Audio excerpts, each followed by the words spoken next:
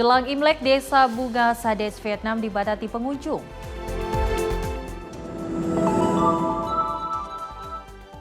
TNI AU temukan titik jatuh pesawat ATR 42500 di Maros.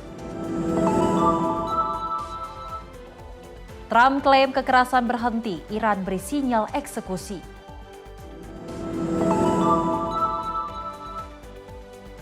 Banjir melanda komplek wali kota.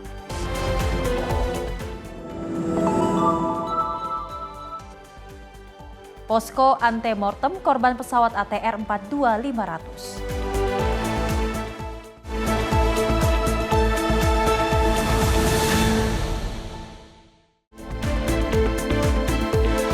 Halo, selamat pagi pemirsa Simpo TV. Senang sekali rasanya menyapa Indonesia Pagi kembali hadir menemani Anda. Selain 5 informasi utama tadi, kami akan menghadirkan informasi menarik lainnya untuk Anda. Bersama saya Sally Sregar, ini dia Menyapa Indonesia Pagi selengkapnya.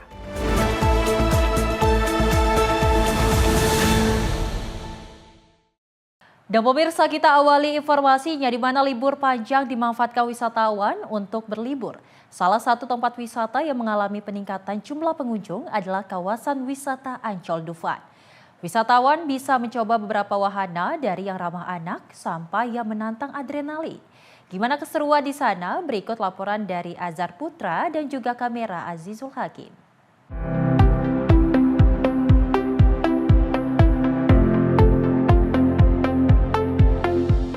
Simpo TV memanfaatkan libur panjang akhir pekan ini tentunya makin seru kalau kita berlibur ke Taman Impian Jaya Ancol. Tempat saya melaporkan ini adalah di dunia fantasi pemirsa. Pemirsa bisa menikmati banyak sekali wahana di dunia fantasi.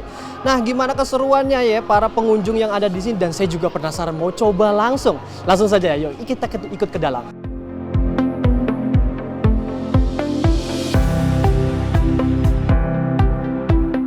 Dunia fantasi atau Dufan masih menjadi tempat wisata favorit untuk mengisi hari libur. Bertempat di Komplek Taman Impian Jaya Ancol, wisatawan bisa menikmati berbagai macam wahana yang ada bersama teman maupun keluarga. Halo pemirsa Simpo TV, pas banget nih saya barusan masuk ketemu ada beberapa pengunjung yang lagi foto-foto di sini. Halo Mbak, boleh wawancara dulu sebentar? Boleh. Namanya siapa dan dari mana? Nama saya Lisa dari Palembang. Oh, dari Palembang. Iya. Nah, ini kesini sama siapa aja nih? Ini kesini sama teman-teman kantor Mas, karena kita mengadakan Employee Day. Oh, berarti nih jauh-jauh kesini. Nih, kenapa milihnya Dufan? Karena Yang menarik lah dari Dufan ini. Karena permainannya banyak Mas. Oh, Iya, nah karena permainannya banyak, yang paling favorit mau naik habis ini apa nih ya, Mbak? Kayaknya Rum Jeram dah. Kenapa Runjel? Seru. Oh, seru. Berarti bahasa-basahan Iya, ya, Mbak? benar. Oke, Mbak. Terima kasih waktunya.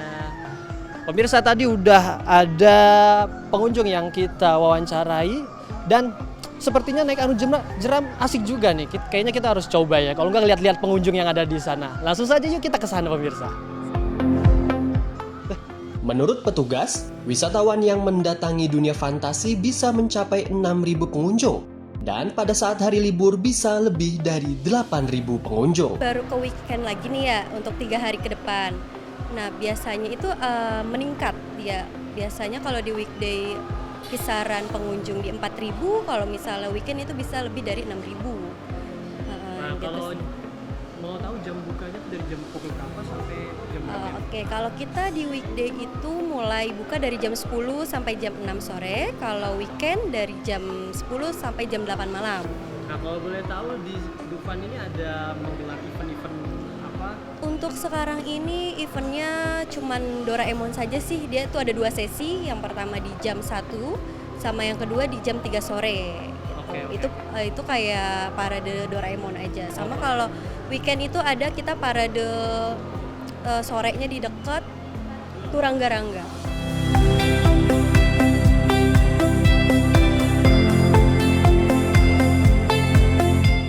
Pemirsa, saat ini saya sedang berada di wahana Turangga-Rangga dan saya penasaran nih mau nyobain wahana yang satu ini. Gimana keseruannya? Langsung saja yuk kita ikutin semuanya.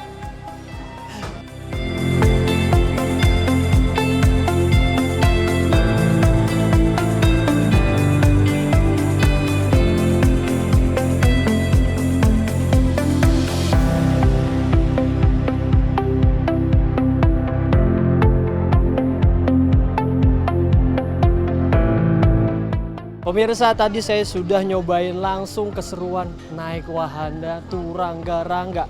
Baru wahana ini aja udah seru banget pemirsa, apalagi wahana-wahana lain pemirsa. Dan segitu saja liputan saya hari ini.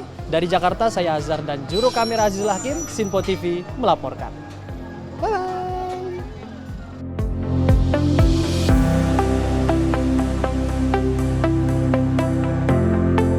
Dalam libur nasional, Taman Marga Satwa Ragunan Jakarta masih menjadi favorit pengunjung untuk menghabiskan waktu berlibur bersama keluarga. Salah satunya destinasi kebun binatang Jerapah yang menjadi daya tarik pengunjung. Lantas seperti apakah suasana Taman Marga Satwa Ragunan di libur kali ini? Sudah ada reporter Sinpo TV Muhammad Farizal bersama kameramen Dava Rizkiano. Ya baik pemirsa, pemerintah telah menetapkan bahwasannya 16 Januari 2026 merupakan hari libur nasional, di mana juga besok kalau kita melihat itu merupakan hari weekend. Artinya ini merupakan libur panjang bagi para pekerja ataupun dari anak-anak sekolah sendiri. Dan pemirsa, kali ini saya sudah berada di salah satu destinasi wisata yang menjadi favorit dari masyarakat ini sendiri selama menghabiskan waktu libur. Dan kali ini di mana saya berada yaitu merupakan Taman Marga Satwa Ragunan yang masih dipadati oleh pengunjung, di mana untuk per siang hari ini mencapai sekitar 12.000 pengunjung sudah memadati di Taman Marga Satwa Ragunan ini sendiri. Dan memang kalau kita bisa melihat tepat di belakang saya ini merupakan salah satu kandang jerapah yang banyak diminati oleh sejumlah pengunjung untuk menyaksikan secara langsung ataupun melihat langsung hewan jerapah, di mana ini juga nantinya menjelang sore hari akan terus dipadati pengunjung. Dan untuk kalau dari pengunjung sendiri ini kalau kita bisa melihat didominasi oleh sejumlah pengunjung yang membawa keluarga untuk menghabiskan waktu untuk melihat secara langsung berbagai destinasi hewan-hewan yang disuguhkan yang ada di Taman Marga Satwa Ragunan ini sendiri. Dan pemirsa, kalau kita melihat juga dari berbagai alasan para pengunjung ini sendiri pun bisa memberikan edukasi kepada anak-anak mereka, di mana juga anak-anak nantinya bisa mengenal berbagai macam hewan satwa liar yang nantinya juga dari pihak pengelola sendiri juga memberikan hiburan seperti pemberian makan di jam-jam tertentu di beberapa hewan nantinya. Dan ini nantinya bisa disaksikan langsung oleh bagi para pengunjung untuk membawa anak mereka bagaimana cara memberikan makan kepada hewan. Dan saat ini saya coba untuk menanyakan secara langsung di beberapa pengunjung untuk alasan memilih Taman Marga Satwa Ragunan ini sendiri menjadi destinasi tempat wisata. Dan kalau kita bisa melihat untuk harga tiket ini sendiri memang relatif cukup murah, dari harga Rp3.000 hingga Rp4.000 saja, di mana Rp3.000 hanya untuk anak-anak dan Rp4.000 itu diperuntukkan untuk orang dewasa. Dan kali ini memang sudah ada salah satu para pengunjung. Halo Mas, Mbak, aku boleh wawancara sedikit Mbak? Namanya siapa Mas? Tegar. Tegar. Iya. Ini liburan ke Ragunan sama siapa ini? Sama saudara aja. Mas boleh sedikit ngasih jelaskan apa sih yang menjadikan alasan untuk memilih Ragunan sebagai libur libur Isra Mi'raj kali ini? Karena apa ya? Karena mungkin ada anak kecilnya juga kali ya, jadi kayak bisa ngajarin ada hewan-hewan yang harus mungkin dia tahu sebelumnya nggak tahu mungkin ya. Kalau untuk harga tiket masuk sendiri ada keluhan nggak kira-kira? Nggak ada sih, murah banget sama worth it banget. Ini setelah dari kandang jerapah, rencananya mau kemana nih Mas? Kemana lagi? Gajah, paling dari sini gajah, terus nanti paling ada kuda nil juga daerah sana yang danau-danau sepanjang buaya gitu. Halo Ade, namanya siapa? Namanya siapa? Malu. Masih malu. Baik Mas, terima kasih Mas Tegar, mari. Dan itu dia pemirsa, di mana memang dari alasan para pengunjung ini sendiri memilih dari Taman Marga Satwa Ragunan ini selain relatif murah juga bisa memberikan edukasi terhadap anak-anak mereka untuk mengenal berbagai hewan satwa liar yang ada di Taman Marga Satwa Ragunan ini sendiri. Dan tentunya juga dari pihak pengelola mengimbau kepada para pengunjung untuk tidak memberikan makanan secara langsung ataupun sembarang, mengingat untuk berbagai hewan yang ada di Taman Marga Satwa Ragunan ini sendiri tidak bisa diberikan makan sembarangan untuk menjaga kesehatan dari hewan-hewan ini sendiri. Dari Jakarta, Farizal Davariskiano, Sinpo TV melaporkan. Masih terkait dengan libur panjang peringatan Isra Miraj pemirsa yang dimanfaatkan masyarakat untuk berwisata ke kawasan Puncak Bogor. Akibatnya arus lalu lintas menuju puncak terpantau padat sejak pagi hari, khususnya di Simpang Gadok dan akses keluar tol Jagorawi. Untuk mengantisipasi kemacetan yang semakin panjang, Satlantas Polres Bogor memberlakukan sejumlah rekayasa lalu lintas, yakni sistem ganjil genap dan pemberlakuan satu arah atau one way. Dan berikut laporan langsung jurnalis Simpo TV Jihan Nabila dan juru kamera Mutia Anggiani di Simpang Gadok Bogor, Jawa Barat. Ya baik pemirsa Sinpo TV, libur Isra Miraj yang jatuh pada Jumat 16 Januari 2026 memang telah diprediksi akan memadati kawasan Puncak Bogor, di mana memang kita ketahui bahwa kawasan Puncak Bogor ini menjadi salah satu destinasi ataupun tujuan favorit bagi masyarakat yang ingin menghabiskan waktu bersama keluarga, dikarenakan memang Puncak Bogor ini memiliki wahana ataupun wisata alam yang tentunya ini bisa dinikmati dengan keluarga.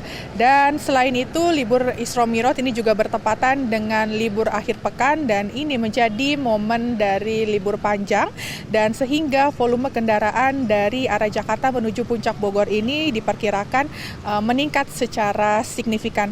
Dan pantauan kami di lapangan sendiri memang telah menunjukkan, ataupun kalau misalkan pemirsa Sinpo TV sendiri bisa melihat bahwa memang di Simpang Gadok tempat saya melaporkan langsung ini juga sudah menunjukkan kepadatan arus lalu lintas sudah terjadi bahkan sejak pagi hari tadi pada pukul 7.00 waktu Indonesia Barat, di mana kami memantau di Simpang Gadok ini terjadi kepadatan ataupun antrean dari kendaraan yang didominasi dari mobil pribadi dari arah Jakarta menuju Puncak Bogor dengan panjang antrean ini mencapai lebih dari 4 km.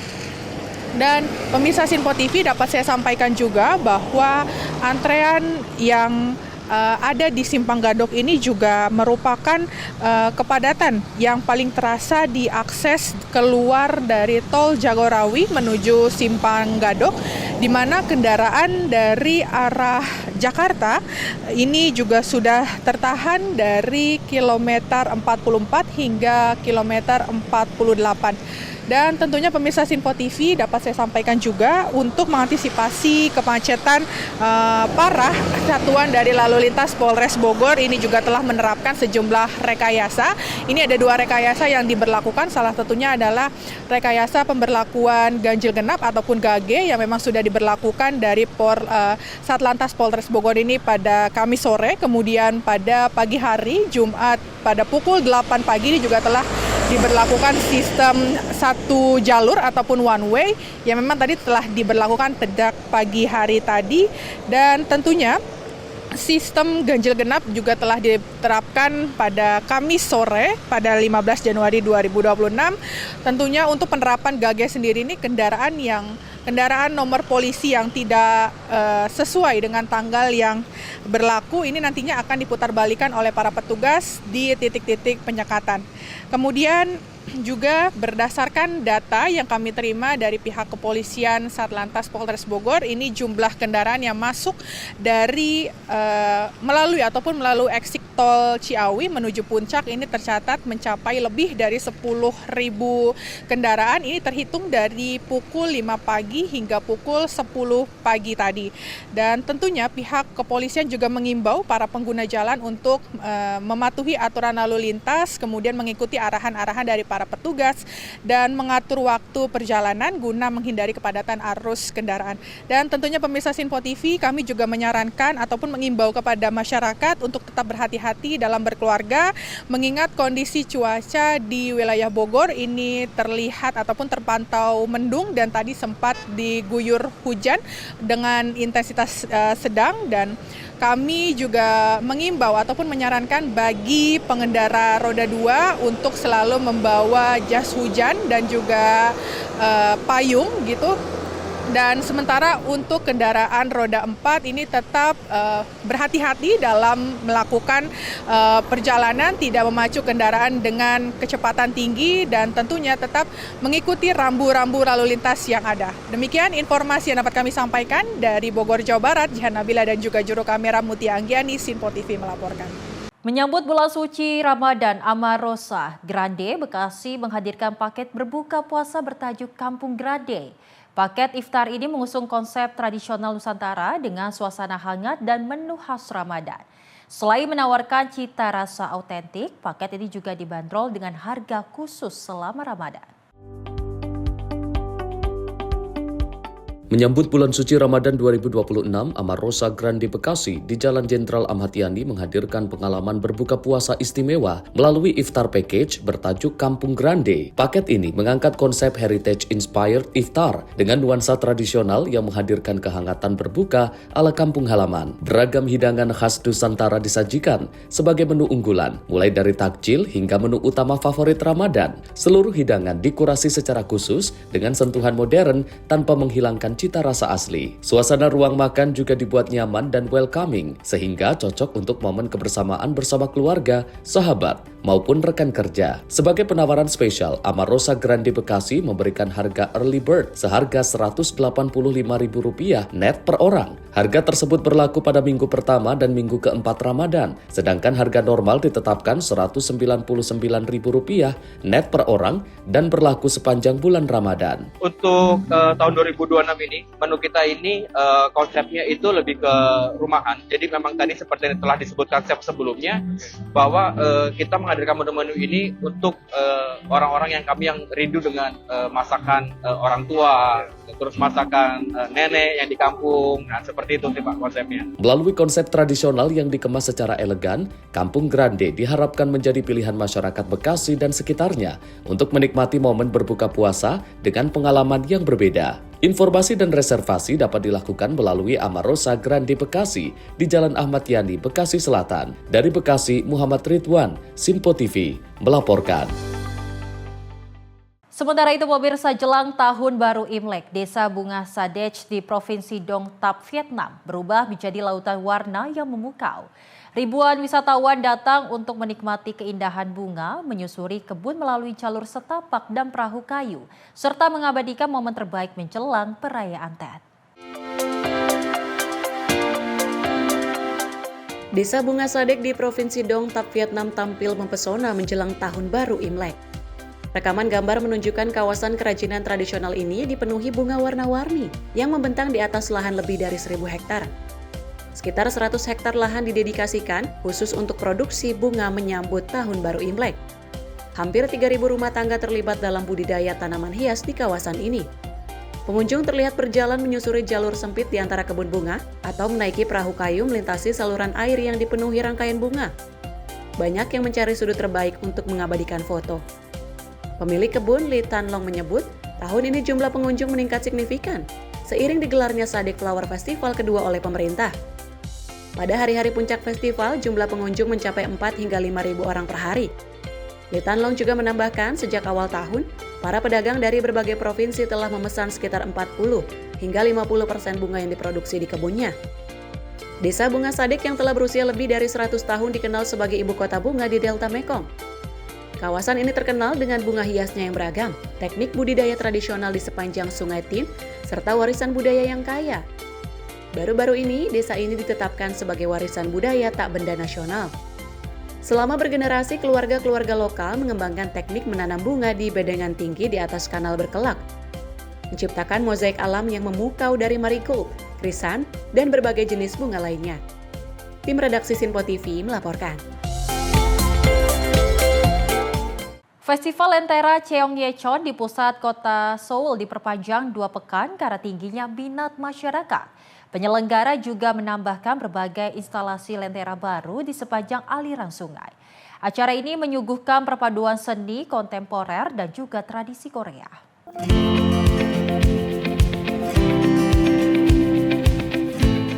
Festival Lentera Cheongyecheon di pusat kota Seoul resmi diperpanjang selama 2 pekan karena antusiasme publik yang tinggi. Sejumlah instalasi lentera baru ditambahkan di sepanjang aliran sungai Cheongyecheon. Rekaman gambar menunjukkan lentera warna-warni dan instalasi cahaya menghiasi tepi sungai. Terlihat karya seni neon, desain balon udara panas, pertunjukan laser, hingga lentera berbentuk beruang kutub yang mengangkat isu krisis iklim.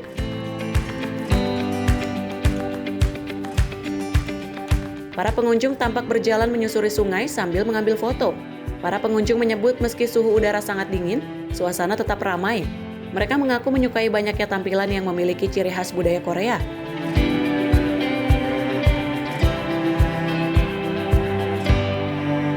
Sejak tahun 2009, festival ini menarik sekitar 2 juta pengunjung setiap tahun. Acara ini menjadi salah satu agenda budaya terbesar di Seoul yang menggambarkan identitas kota, di mana masa lalu dan masa kini hadir secara harmonis. Karena membludaknya jumlah penonton, pemerintah kota Seoul memperpanjang penyelenggaraan festival musim dingin ini. Awalnya festival digelar dari tanggal 12 Desember 2025 hingga 4 Januari 2026. Namun kini dibuka hingga tanggal 18 Januari 2026. Tim redaksi Sinpo TV melaporkan.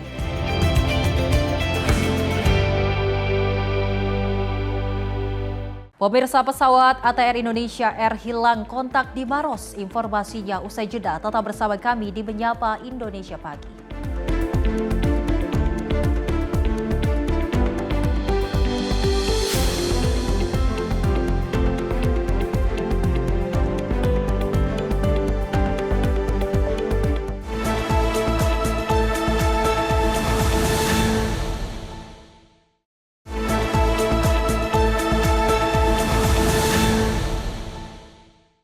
Terima kasih pemirsa, Anda masih menyaksikan Menyapa Indonesia Pagi.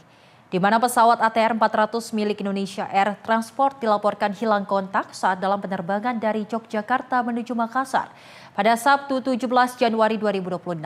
Tim Badan SAR Nasional atau Basarnas Makassar langsung menurunkan puluhan personil untuk melakukan pencarian di wilayah Kabupaten Maros, Sulawesi Selatan.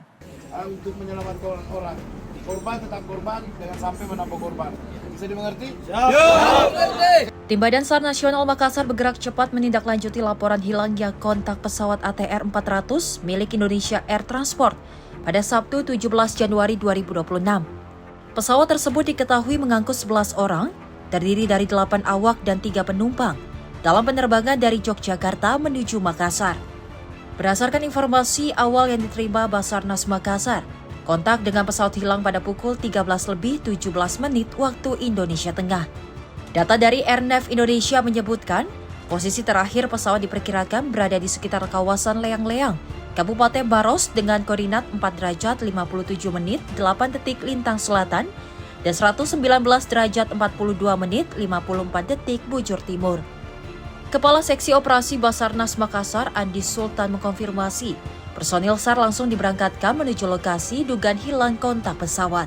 Untuk saat ini yang terdaftar mulai dari kemarin, personil yang tim SAR gabungan yang dilibatkan itu 476 orang.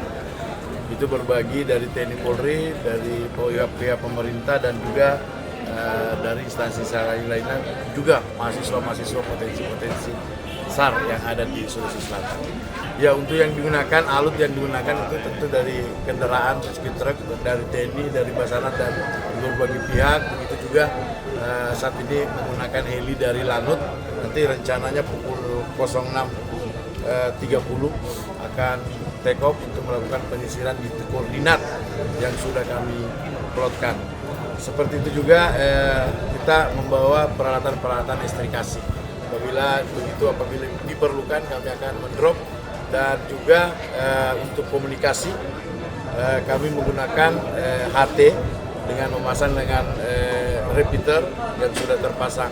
Begitu juga untuk alat komunikasi yang membackup itu ada Starlink portable juga bawa. Tim terbagi atas 5 dengan 5 sektor yang sudah kita tentukan ABCD-nya. Dan tadi sudah dilepas sama Pak Danrem untuk tim 1, tim Aju. Tim Aju ini akan menuju puncak untuk menerbangkan drone sebagai asesmen melihat dari kondisi di bawah. Karena memang kalau untuk turun itu belum kita bisa pastikan apakah bisa menggunakan rappelling untuk mencapai dasar jurang tersebut yang kami curigai.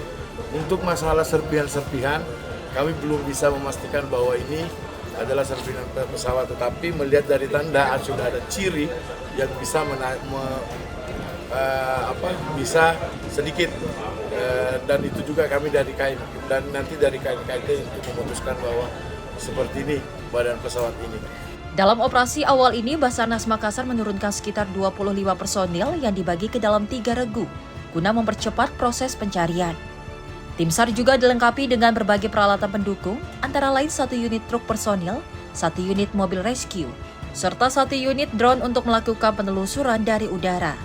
Hingga berita ini turunkan, proses pencarian masih terus berlangsung untuk menentukan titik lokasi pasti serta kondisi pesawat dan seluruh penumpang.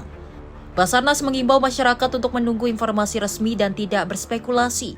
Sementara upaya pencarian masih terus dilakukan oleh tim SAR gabungan. Tim redaksi Simpo TV melaporkan. Anggota Komisi 5 DPR Sofwan Dedi Ardianto mengapresiasi tim SAR gabungan yang berhasil menemukan titik lokasi jatuhnya pesawat ATR 400 milik Indonesia Air Transport di Gunung Bulu Saraung, Sulawesi Selatan. Dirinya berharap para korban pesawat jatuh tersebut segera dapat dievakuasi. Serpihan badan pesawat ATR 400 milik Indonesia Air Transport yang jatuh berhasil ditemukan oleh tim SAR gabungan di puncak Gunung Bulu Saraung, Kabupaten Pangkep, Sulawesi Selatan. Penemuan serpihan pesawat tersebut setelah dikabarkannya hilang kontak dengan mengangkut 7 kru dan 3 penumpang pada pukul 13:17 waktu Indonesia bagian tengah pada Sabtu lalu. Anggota Komisi 5 DPR Sofwan Dedi Ardianto mengatakan bahwa pihaknya mengaku prihatin atas insiden jatuhnya pesawat ATR 400. Sofwan mengapresiasi tim SAR gabungan yang bergerak cepat menemukan titik lokasi jatuhnya pesawat di tengah kondisi cuaca yang kurang baik. Dirinya berharap para penumpang dan kru segera dapat dievakuasi oleh tim SAR gabungan. Yang pertama, saya mengapresiasi kerja sigap jajaran Basarnas yang dalam waktu cepat telah dapat menemukan titik lokasi jatuhnya pesawat. Berkat koordinasi dan kolaborasi tim SAR, baik tim SAR udara dan tim SAR darat Basarnas, sehingga pada pagi hari ini, pada Minggu pagi, Basarnas telah dapat melaporkan bahwa puing-puing badan pesawat di sekitar puncak Bukit Bulu Saraung di Kabupaten Pangkep telah dapat ditemukan. Selanjutnya yang kedua, saya tentu saja berharap agar segenap tim SAR dengan dukungan TNI dan segenap elemen bisa dapat segera menemukan dan mengevakuasi para kru dan penumpang yang berada di dalam penerbangan air transport tersebut. Dan tentu saja dalam kondisi kritis seperti sekarang ini, menurut saya kita perlu fokus pada penyelamatan dan evakuasi penumpang atau korban. Tentu saja tidak akan mudah karena menurut informasi cuaca dari BMKG, dalam beberapa hari ke depan diprediksi cuaca di sekitar lokasi akan berawan cukup tebal dan berpotensi hujan. Saya berdoa dan berharap agar proses pencarian dan evakuasi bisa berjalan dengan lancar. Yang ketiga, saya berharap dan meminta kepada Komite Nasional Keselamatan Transportasi atau KNKT bisa segera mulai bekerja. Tentu saja perlu dukungan dari Ditjen Perhubungan Udara dan lembaga-lembaga terkait sehingga penyelidikan terhadap insiden kecelakaan ini bisa berjalan dengan sebaik-baiknya. Dari Jakarta, Fahrizal, Simpo TV melaporkan.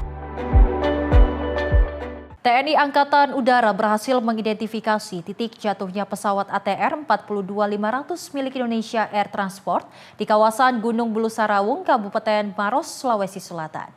Usai menemukan titik lokasi jatuhnya pesawat, TNI AU segera menurunkan prajurit Korps Pasukan Gerak Cepat untuk menyiapkan langkah awal proses evakuasi.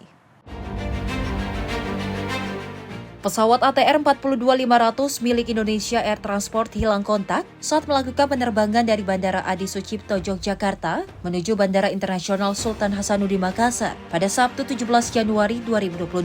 Pencarian udara dilakukan oleh TNI Angkatan Udara dengan mengerahkan helikopter H225M Karakal dari Skadron Udara 8 serta pesawat Boeing 737-200 dari Skadron Udara 5. Dari hasil pencarian, TNI AU berhasil mengidentifikasi titik jatuhnya pesawat ATR 42500 di kawasan pegunungan Gunung Bulu Saraung, Kabupaten Maros, Sulawesi Selatan.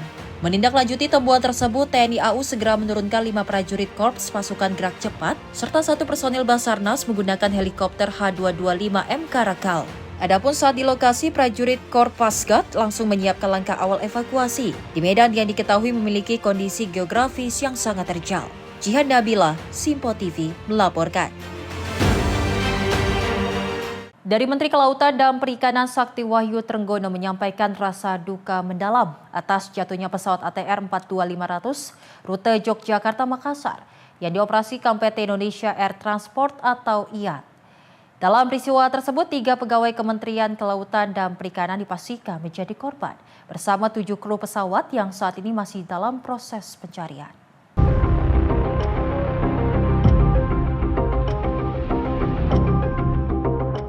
Menteri Kelautan dan Perikanan Sakti Wahyu Trenggono menyampaikan rasa sedih dan prihatin atas jatuhnya pesawat ATR 42500 rute Yogyakarta-Makassar yang dioperasikan PT Indonesia Air Transport.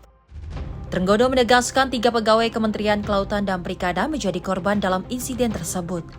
Pernyataan ini disampaikan saat Trenggono mengklarifikasi informasi yang beredar di masyarakat terkait adanya logo Kementerian Kelautan dan Perikanan pada badan pesawat. Dalam konferensi pers yang digelar Sabtu 17 Januari 2026 malam. Trenggono menjelaskan ketiga pegawai tersebut merupakan tim Air Surveillance dari Direktorat Jenderal Pengawasan Sumber Daya Kelautan dan Perikanan atau PSDKP. Dengan ini kami menyatakan prihatin. Kami terus terang sedih dan prihatin dan berdoa yang terbaik untuk para penumpang dan kru pesawat tersebut.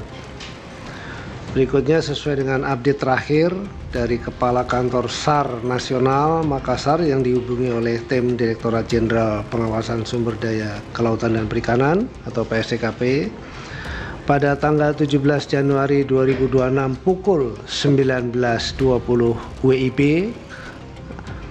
status pesawat, kru, dan penumpang sedang dilakukan pencarian atau search and rescue oleh tim SAR gabungan.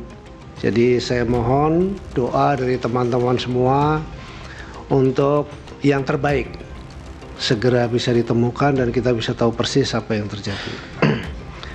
Kehadiran kami saat ini adalah melakukan klarifikasi terkait adanya informasi yang beredar di masyarakat mengenai logo Kementerian Kelautan Perikanan. Perlu kami sampaikan bahwa benar terdapat pegawai KKP dalam pesawat tersebut yang melakukan misi pengawasan sumber daya kelautan dan perikanan melalui udara atau air surveillance di wilayah pengelolaan perikanan negara Republik Indonesia. Adapun rincian korban dari KKP yaitu Ferry Irawan, penata muda tingkat 1, analis kapal pengawas, Dede Mulyada, penata muda tingkat 1, pengelola barang milik negara, dan Yoga Naufal, operator foto udara. Dalam kesempatan yang sama, Direktur Utama PT Indonesia Air Transport, Tri Adi Wibowo mengkonfirmasi terdapat 7 kru yang on board dalam penerbangan tersebut. Hingga saat ini seluruh korban masih berstatus dalam pencarian. Berdasarkan informasi terakhir dari Basarnas, pesawat ATR 42500 yang sempat hilang kontak pada Sabtu 17 Januari 2026 ditemukan di puncak Bukit Bulu Saraung, Kabupaten Pangkep, Sulawesi Selatan pada Minggu 18 Januari 2026 pagi. Proses evakuasi dan identifikasi korban masih terus dilakukan oleh tim gabungan. Sementara pihak terkait meminta masyarakat untuk menunggu informasi resmi selanjutnya dari otoritas berwenang. Tim redaksi Simpo TV melaporkan.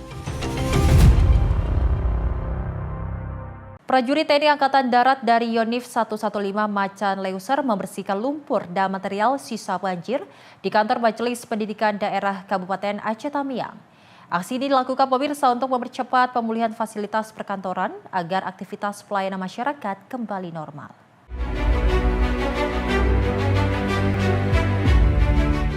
Prajurit Yonif 115 Macan Leser turun langsung membersihkan endapan lumpur, sampah sisa banjir, serta normalisasi saluran air di lingkungan kantor MPD Kuala Simpang. Kegiatan ini merupakan respon cepat TNI Angkatan Darat dalam membantu pemerintah daerah memulihkan fasilitas umum pasca banjir.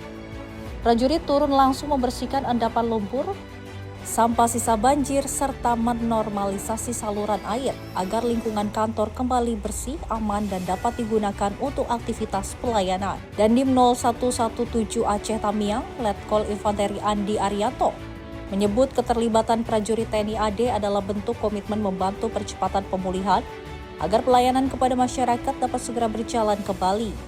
Jihan Nabila, Sinpo TV, melaporkan. Informasi lainnya pemirsa, di mana pemerintah menekankan urgensi konsolidasi data terkait pergeseran struktur ekonomi masyarakat pasca bencana. Menteri Koordinator Bidang Pemberdayaan Masyarakat Abdul Muhaimin Iskandar menyampaikan, fokus utama saat ini adalah mengantisipasi lonjakan angka kemiskinan ekstrim, serta fenomena penurunan drastis jumlah kelas menengah yang terjadi secara dramatis. Pemerintah mewaspadai potensi lonjakan kemiskinan baru serta penurunan jumlah kelas menengah pasca bencana yang terjadi di Aceh, Sumatera. Hal itu disampaikan Menko Bidang Pemberdayaan Masyarakat Muhaimin Iskandar dalam paparan rapat koordinasi percepatan rehabilitasi dan rekonstruksi pasca bencana Sumatera. Caimin menyebut dampak bencana diprediksi meningkatkan angka kemiskinan nasional sehingga diperlukan penanganan cepat dan juga terukur. Lebih lanjut, pemerintah menekankan pentingnya konsolidasi dan validasi data agar program pemulihan sosial ekonomi dapat tepat sasaran. Untuk segera mengkonsolidasikan seluruh data-data, terutama data yang jelas di depan mata kita, jumlah angka kemiskinan akan semakin meningkat. Kontribusi bencana Sumatera pada kemiskinan di tingkat nasional 0,49% diperkirakan. Kemiskinan ekstrim akan meningkat 0,20%. Dan data ini perlu ditindaklanjuti dengan dua aspek. Aspek yang pertama, segera menangani kemiskinan baru di Sumatera. Yang kedua, yang agak mengkhawatirkan adalah turun secara drastis jumlah kelas menengah. Dan ini juga secara signifikan seperti data nasional, angka kemiskinan kita memang menurun, tetapi jumlah angka kelas menengah kita juga amat sangat menurun secara dramatis. Mungkin nanti Bu Kepala BPS bisa menggarisbawahi soal menurunnya jumlah kelas menengah di tingkat nasional maupun di khususnya Sumatera. Sehingga konsolidasi data tepat dan sasaran menjadi sangat efektif. Dari Jakarta, Jihan Nabila, Azizul Hakim, Sinpo TV, melaporkan. Pemerintah melalui Kementerian Transmigrasi mendorong pengembangan hilirisasi nanas Morris sebagai produk unggulan kawasan transmigrasi di Riau. Wakil Menteri Transmigrasi Viva Yoga Mauladi meninjau festival nanas sekaligus ikut panen nanas Morris di Desa Tambang, Kabupaten Kampar Riau pada Sabtu 17 Januari 2026. Wamentrans memperkenalkan nanas Morris dan berbagai produk olahannya yang merupakan hasil pertanian dari masyarakat transmigran di Kabupaten Kampar, Pekanbaru Riau. Dia mengungkapkan bahwa buah nanas Morris ini dapat dijadikan berbagai macam olahan, mulai dari makanan, minuman, hingga kosmetik. Bahkan daun dari nanas ini juga dapat diolah menjadi benang yang nantinya dapat dibuat menjadi produk dompet, tas, dan lainnya. Menurut Wamentrans, pengembangan secara komprehensif terhadap produk turunan dari nanas akan menjadi bagian yang sangat penting di dalam pengembangan ekonomi masyarakat di kawasan transmigrasi. Di Pekanbaru ini ada produk unggulannya nanas Morris. Kita akan membuat perencanaan untuk bisa mengembangkan melalui program rumah produksi nanas Morris, karena ternyata nanas Morris ini seluruhnya bermanfaat, bisa untuk konsumsi, bisa untuk sirup, bisa untuk pupuk, bisa untuk kosmetik, dan juga bisa untuk program-program yang lain, aktivitas yang lain. Jadi untuk serat benang juga bisa daunnya, dan ini menjadi hal yang bagus karena juga bisa diolah menjadi fermentasi untuk wine, untuk program-program bioetanol dan lain sebagainya. Jadi pengembangan secara komprehensif terhadap produk turunan dari nanas akan menjadi bagian yang sangat penting di dalam pengembangan ekonomi masyarakat di kawasan transmigrasi. Selain nanas di Kabupaten Kampar juga akan dilakukan budidaya ikan nila, ayam kuk, hingga tanaman hidroponik yang tentunya sesuai dengan kondisi iklim dan kemauan dari masing-masing calon transmigran. Dari Kampar, Riau, Seli Siregar, Ahmad Amin, Sinpo TV melaporkan. Menteri Pendidikan Tinggi, Sains dan Teknologi Brian Yuliarto menegaskan komitmen pemerintah untuk memperluas akses pendidikan melalui program beasiswa. Langkah ini bertujuan mendukung generasi muda agar mampu bersaing di tingkat global. Pemerintah Indonesia memperluas akses pendidikan untuk meningkatkan kualitas sumber daya manusia. Menteri Pendidikan Tinggi, Sains dan Teknologi Brian Yuliarto menyampaikan bahwa salah satu upayanya adalah program beasiswa untuk mendukung generasi muda bersaing di kancah global. Hal tersebut disampaikan dalam forum dialog Presiden RI dengan akademisi di Istana Negara Jakarta. Untuk tahun anggaran 2026, pemerintah menyiapkan 5.750 beasiswa LPDP, terdiri dari 1.000 kursi untuk S1 beasiswa Garuda, 4.000 kursi untuk S2 dan S3, serta 750 kursi khusus dokter spesialis. Mendikbudristek Brian menekankan bahwa pemberian beasiswa S2 dan S3 akan lebih terfokus pada bidang strategis untuk memperkuat daya saing bangsa. Program ini terus diperkuat untuk memastikan anak-anak bangsa dari keluarga yang tidak mampu tetap dapat mengakses pendidikan tinggi. Program LPDP secara konsisten juga terus melahirkan talenta unggul. Pada saat ini LPDP ongoing berjumlah lebih dari 6.700 mahasiswa, dan tahun ini akan diberikan 5.750 beasiswa. Program beasiswa yang S2, S3 itu akan diselaraskan dengan target pertumbuhan industri yang telah dicanangkan oleh Bapak Presiden dalam Asta Cita. Selain LPDP, pemerintah juga memperkuat program Kartu Indonesia Pintar Kuliah yang kini menanggung biaya hidup dan SPP lebih dari 1,1 juta mahasiswa dengan anggaran total 16 triliun per tahun. Langkah ini memastikan tidak ada anak bangsa yang terkendala biaya untuk menempuh pendidikan tinggi di perguruan tinggi negeri maupun swasta. Di redaksi Sinpo TV melaporkan. Pemirsa, TNI Angkatan Darat kembali menegaskan komitmen kehadiran negara di tengah masyarakat. Hal ini ditujukan melalui peresmian jembatan Armco untuk memulihkan akses warga terdampak bencana di Kabupaten Agam, Sumatera Barat. TNI Angkatan Darat melalui Korem 032 Wirabraja menyelesaikan pembangunan jembatan Armco sebagai jalur vital penunjang aktivitas masyarakat. Jembatan Armco ini menghubungkan permukiman warga dengan lahan pertanian, pusat kegiatan ekonomi, serta jalur distribusi kebutuhan pokok. Adapun sebelum jembatan selesai dibangun, warga harus memutar jauh, bahkan sebagian sempat terisolasi akibat rusaknya infrastruktur pasca bencana. Proses pembangunan dilaksanakan oleh prajurit TNI Angkatan Darat bersama masyarakat setempat. Selain di Kabupaten Agam, TNI Angkatan Darat juga membangun sejumlah jembatan serupa di berbagai wilayah Sumatera Barat. Pembangunan ini merupakan bagian dari upaya pemulihan pasca bencana untuk memastikan akses masyarakat kembali terbuka, terutama bagi wilayah yang bergantung pada jalur penghubung untuk aktivitas ekonomi dan layanan dasar. Selesainya pembangunan jembatan Armco dari TNI Angkatan Darat, di mana pada bagian kegiatan ini negara hadir untuk rakyat, khususnya yang ada di Sumatera Barat. Alhamdulillah pada hari ini jembatan Armco yang kita kerjakan ada 5 unit. pada hari yang sama di Kabupaten Pasaman juga selesai dan Kabupaten Agam ini, dan insya Allah 2-3 hari ke depan 3 akan menyusul dari 5 dan keseluruhannya. Kemudian juga berproses seluruhnya ada 7 jembatan beli juga dalam proses pengerjaan, dan akan nyusul lagi 9 jembatan gantung, 8 di Provinsi Sumatera Barat dan 1 di Provinsi Jambi.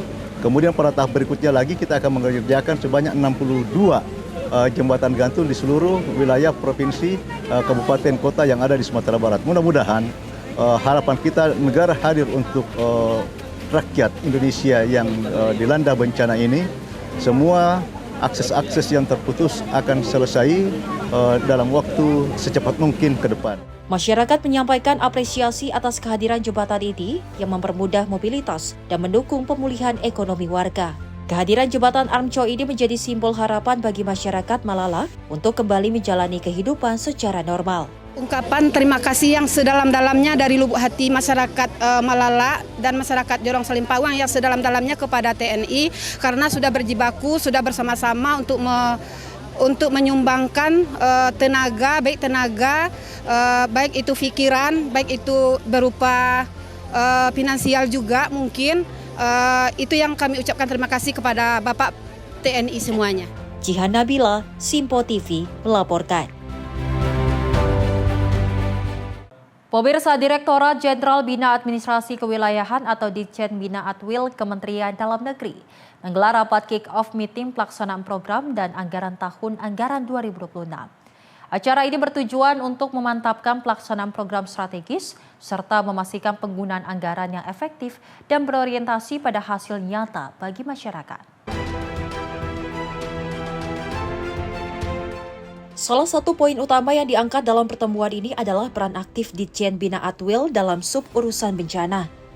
Di sela-sela agenda kick-off anggaran, Dirjen Safrizal terus memantau dan mengkoordinasikan langkah-langkah darurat dan pemulihan di Aceh.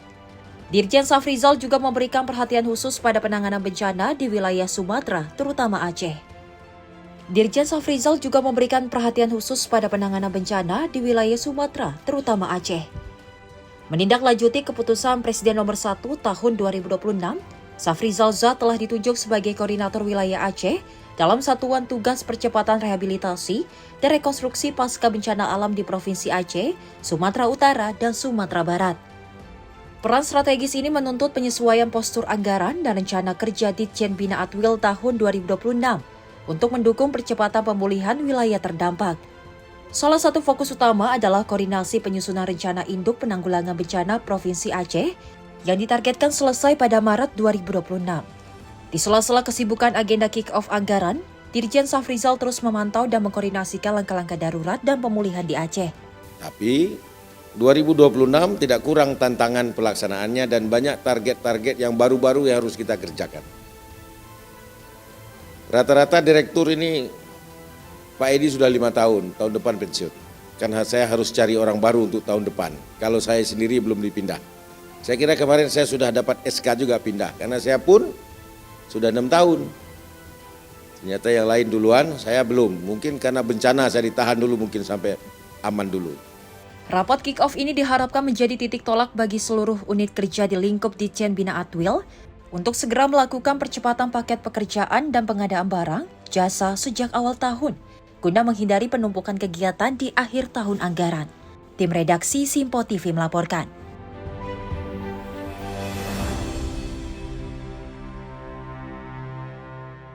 Dan pemirsa, informasi menarik lainnya akan kami hadirkan usai jeda. Tetap bersama kami di Menyapa Indonesia Pagi.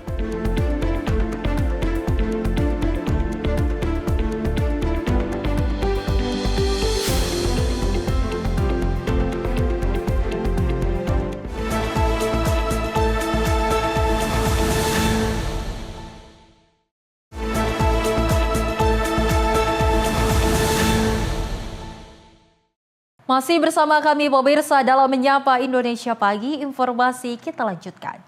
Di mana Presiden Uni Emirat Arab Sheikh Mohammed bin Zayed Al Nahyan menggelar pertemuan dengan pemimpin Georgia dan Serbia. Pertemuan ini berlangsung di sela Abu Dhabi Sustainability Week. Ketiga pemimpin negara tersebut membahas penguatan kerjasama di berbagai bidang strategis, mulai dari ekonomi, investasi hingga energi terbarukan dan pembangunan berkelanjutan.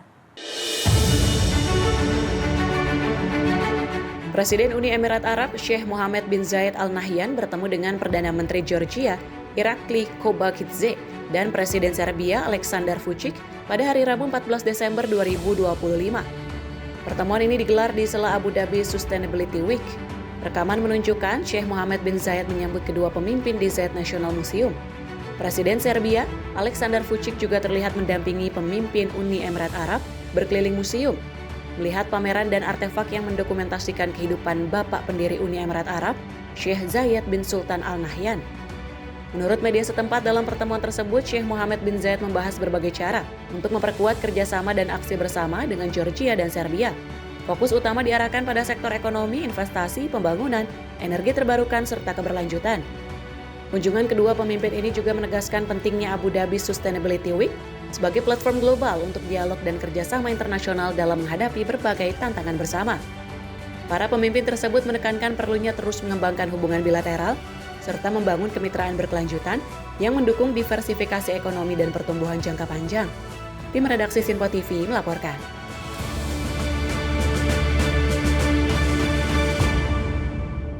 Presiden Amerika Serikat Donald Trump mengklaim pembunuhan demonstran di Iran telah berhenti atau sedang dihentikan.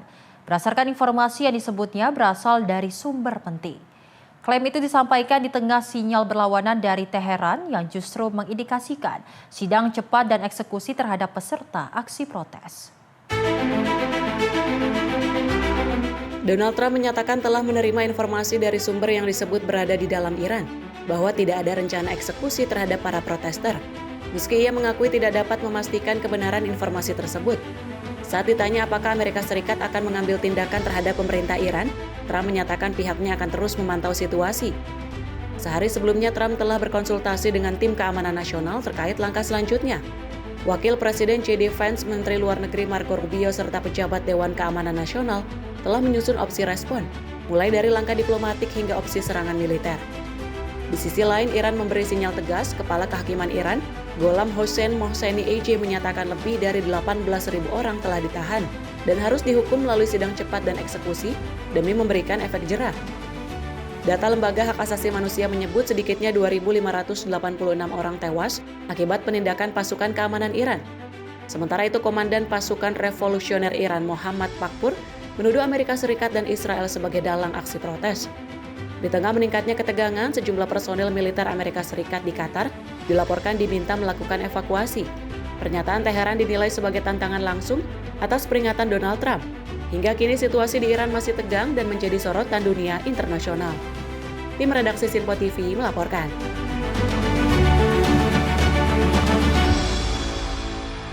Ketakutan dan kemarahan kembali menyebar di kota Minneapolis, Amerika Serikat. Seorang petugas federal menembak seorang pria di bagian kaki setelah diserang menggunakan sekop dan gagang sapu. Insiden ini pemirsa terjadi setelah sepekan agen imigrasi menembak mati seorang perempuan dengan luka tembak di kepala.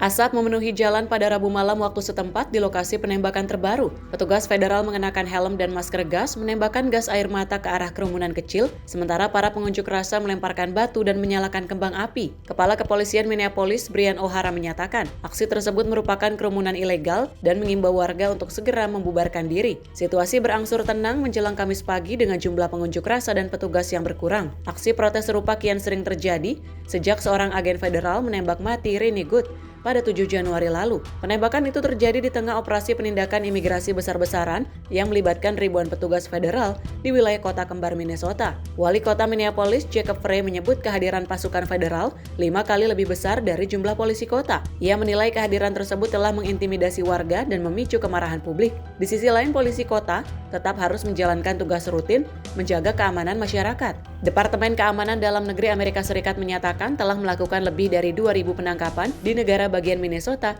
sejak awal Desember. Pemerintah federal menegaskan tidak akan mundur dari operasi tersebut. Sementara itu di pengadilan, seorang hakim federal memberi waktu kepada pemerintah Trump untuk menanggapi permohonan penghentian sementara operasi imigrasi di Minnesota. Gubernur Minnesota Tim Walz menyebut kondisi di negara bagiannya sebagai keadaan kacau. Ia menilai operasi tersebut bukan lagi sekedar penegakan imigrasi, melainkan kampanye kekerasan terorganisir oleh pemerintah federal terhadap warga Minnesota. Tim redaksi Sinpo TV melaporkan.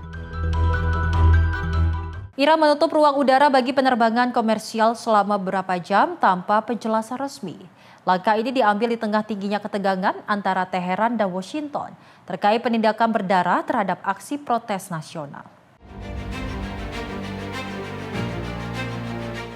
Penutupan ruang udara berlangsung selama lebih dari 4 jam menurut panduan penerbangan yang diterbitkan otoritas Iran. Sejumlah maskapai internasional terpaksa mengalih rute ke arah utara dan selatan karena Iran merupakan jalur utama penerbangan timur dan barat. Setelah sempat diperpanjang, penutupan tersebut berakhir. Beberapa penerbangan domestik terlihat kembali mengudara tak lama setelah pukul 7 pagi. Iran sebelumnya juga pernah menutup ruang udaranya saat perang 12 hari melawan Israel pada bulan Juni, serta saat saling serang dalam konflik Israel-Hamas. Meski saat ini tidak ada tanda konflik terbuka, penutupan tersebut langsung berdampak global pada lalu lintas penerbangan. Iran memiliki riwayat kelam dalam keselamatan penerbangan.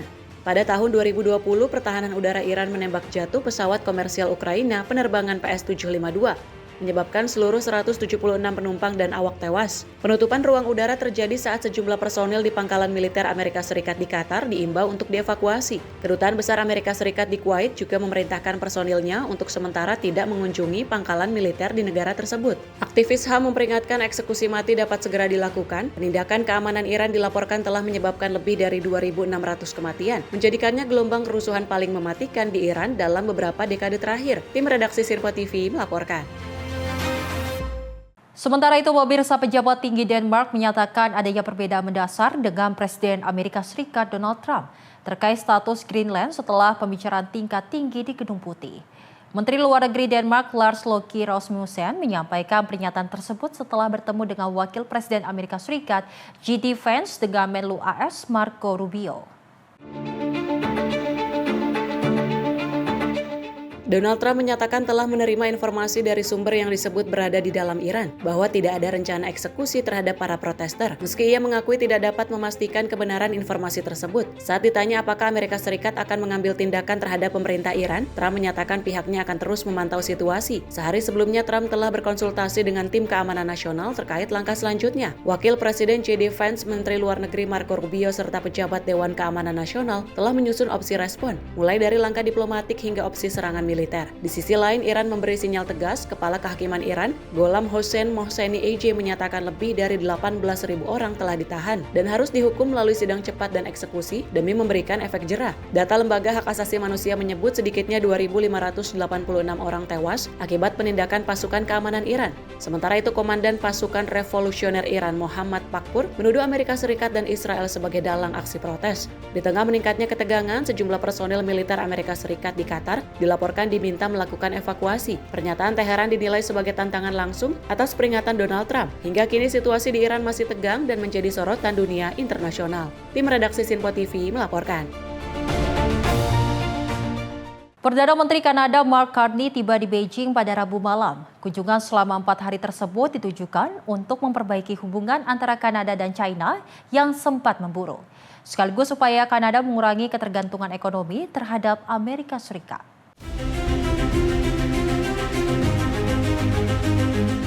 Kunjungan ini menjadi lawatan pertama pemimpin Kanada ke China dalam hampir 1 dekade terakhir. Mark Carney dijadwalkan bertemu Perdana Menteri China Li Qiang serta Presiden China Xi Jinping. Menteri Luar Negeri Kanada Anita Anand menyatakan Kanada menargetkan pelipat gandaan perdagangan non-Amerika Serikat dalam 10 tahun ke depan. Langkah itu dinilai perlu karena lingkungan ekonomi global telah berubah secara mendasar. Media pemerintah China mendorong Kanada untuk menjalankan kebijakan luar negeri yang lebih independen dari Amerika Serikat. Beijing menyebutnya sebagai otonomi strategis. Kanada selama ini dikenal sebagai salah satu sekutu terdekat Amerika Serikat. Namun China melihat peluang di tengah kebijakan ekonomi dan militer Presiden Donald Trump yang agresif terhadap sejumlah negara. Trump sebelumnya menjatuhkan tarif atas ekspor Kanada ke Amerika Serikat, serta melontarkan pernyataan bahwa Kanada bisa menjadi negara bagian ke-51 Amerika Serikat. Mark Carney menegaskan kunjungan ke China merupakan bagian dari strategi membangun kemitraan baru di dunia untuk mengakhiri ketergantungan ekonomi Kanada pada pasar Amerika. Anita Anand menyebut pembicaraan dengan pihak China berlangsung produktif dan negosiasi masih berlanjut terkait upaya pengurangan tarif. Ia menegaskan kunjungan Mark Carney bertujuan mengalibrasi ulang hubungan Kanada dan China. Mark Carney sebelumnya telah bertemu Presiden Xi Jinping pada Oktober lalu dalam KTT APEC di Korea Selatan. Tim redaksi Sirpo TV melaporkan. Presiden Amerika Serikat Donald Trump mengklaim pembunuhan demonstran di Iran telah berhenti atau sedang dihentikan berdasarkan informasi yang disebutnya berasal dari sumber penting. Klaim itu disampaikan di tengah sinyal berlawanan dari Teheran yang justru mengindikasikan sidang cepat dan eksekusi terhadap peserta aksi protes.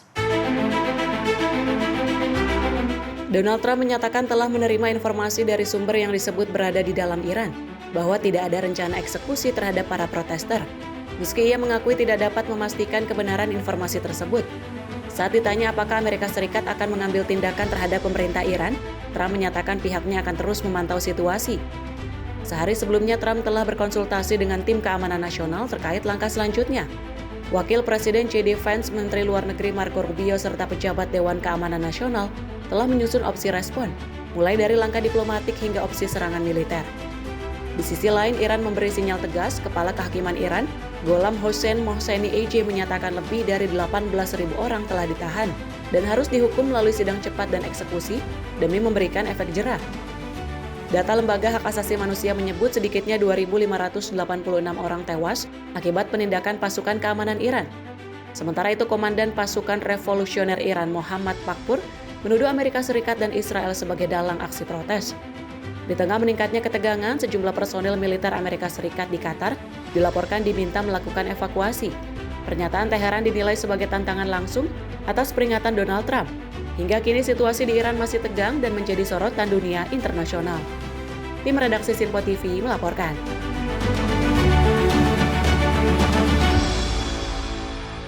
Pemirsa, informasi peristiwa lainnya akan kami hadirkan usai jeda. Tetap bersama kami di Menyapa Indonesia Pagi.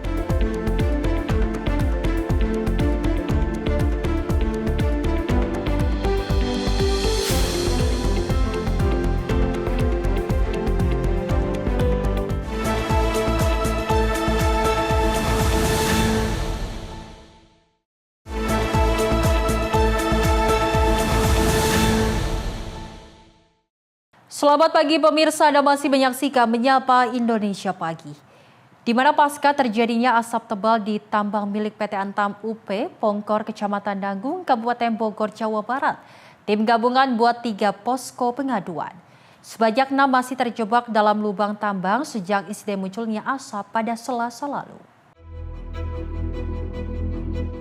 Sebanyak 11 orang yang merupakan warga desa Uruk, Kecamatan Sukajaya, Kabupaten Bogor, Jawa Barat, menjadi korban lubang tambang PT Antam Pongkor yang mengeluarkan asap pekat. Ke-6 korban yang merupakan penambang ilegal yang masih terjebak yakni Isep, Jaka, Aji, Hakim, dan 1 identitas yang belum teridentifikasi. Namun 5 korban yang berhasil diselamatkan yakni Heri, Mada, Asep, Edi, dan Iman. Atas insiden naas tersebut, kini pihak kepolisian membuat 3 posko aduan laporan warga, diantaranya di Polsek Lewiliang, Polsek Cigudeg, dan Polsek Nanggung. Posko ini dibuat untuk membuat laporan terhadap masyarakat jika ada keluarganya yang hilang. Kegiatan hari ini tadi kebetulan dari Dirkrimsus, kemudian dari Puslapor Mabes Polri, kemudian juga Kapolres Bogor, beserta dari Antam, JM, maupun CSR Antam, telah melakukan kegiatan rapat dulu di Polsek terkait dengan pengecekan kegiatan untuk yang ada dampak CO2 di Antam. Tadi untuk sementara bukan evakuasi, namun kita bersama-sama dengan rombongan mengecek untuk ke level 600 terkait dengan adanya CO2. Namun hasil pengecekan ke sana dengan alat masih di 200 mpp. Sejauh ini, makanya tadi hasil daripada rapat semua, kita buatkan untuk posko bencana. Posko bencana ini dibuat di 3 polsek. Yang pertama Polsek Nanggung, kedua Polsek Cigudeg, kemudian ketiga Polsek Lewiliang. Namun secara keseluruhan nanti akan terpusat di Polsek Nanggung. Untuk sementara, kami akan melakukan pendataan mulai malam ini juga terkait dengan pelaporan dari warga nanti yang merasa keluarganya hilang, yang diduga meninggal di dalam, nanti kami lakukan pendataan di pos-pos yang lain. Ini kami masih terus melakukan penanganan untuk kejadian asapnya ya. Jadi kita alhamdulillah sudah ada progres untuk maju ke titik yang diduga menjadi titik sumber asapnya. Jadi hari ini tadi kita sudah berhasil maju ke 150 meter dari titik awal. Nah, jadi mudah-mudahan dengan upaya-upaya yang kita lakukan, kita kita terus bisa mendekati titik asap dan bisa segera membuat kondisi udaranya menjadi aman untuk bisa kita masuki. Ya, kami mendapatkan informasi ya, memang ada warga yang informasinya terjebak di area tambang mereka ya, bukan di tambang Antam, tapi mungkin dari informasi mereka itu bisa dijangkau dari tambang kita gitu. Nah, ini yang sedang kita coba pastikan ya, karena memang untuk menuju ke titik itu kemarin sudah kita coba tapi kondisinya masih belum memungkinkan. Kita kemarin bersama dengan warga juga yang menjadi penunjuk jalan gitu, jadi katanya bisa dijangkau gitu ya dari area kita. Nah, ini kita terus mencoba ya untuk bisa melakukan upaya evakuasi, dan kita dengan atas dasar kemanusiaan kita akan membantu. Kita tidak memperhatikan apakah itu penambang tanpa izin atau siapa, yang penting kita akan membantu. Dari informasi awal kan katanya ada 6 orang ya, jadi 6 orang itu kemarin dari desa Ulu kalau nggak salah ya, dari desa Ulu. Jadi kita juga kemarin sudah koordinasi juga dengan kepala desanya, dengan beberapa perwakilan warga ya.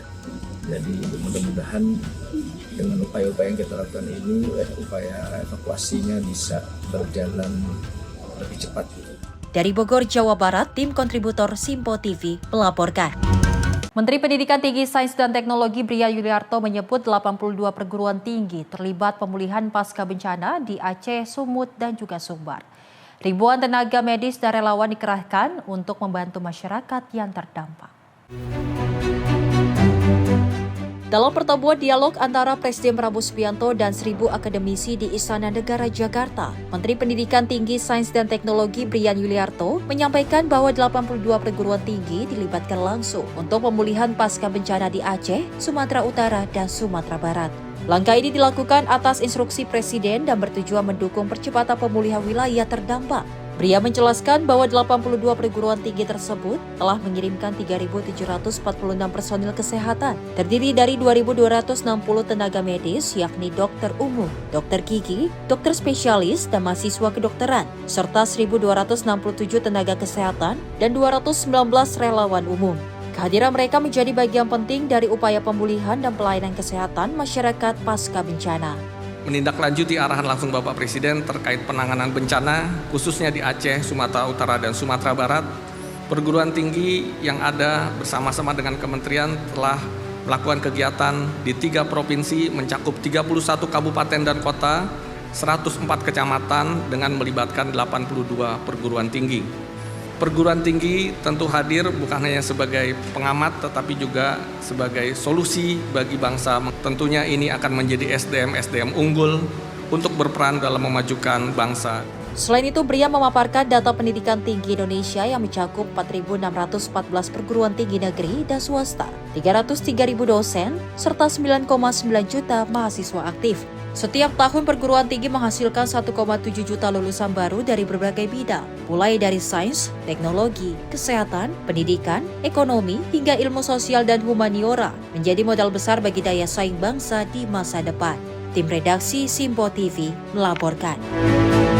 Menteri Koordinator Bidang Infrastruktur dan Pembangunan Kewilayahan Agus Harimurti Yudhoyono mengungkapkan terdapat 238.783 unit rumah terdampak akibat bencana Sumatera. AHY memperkirakan anggaran untuk pembangunan dan perbaikan rumah warga yang terdampak mencapai hingga 8,2 triliun rupiah.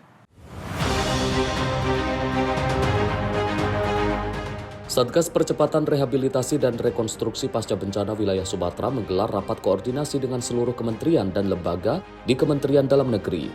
Dalam rapat tersebut hadir Menko Pemberdayaan Masyarakat Muhaimin Iskandar, Menko PMK Pratikno, Menko Polhukam Syafri Samsudin, dan juga Menko Infra Agus Harimurti Yudhoyono.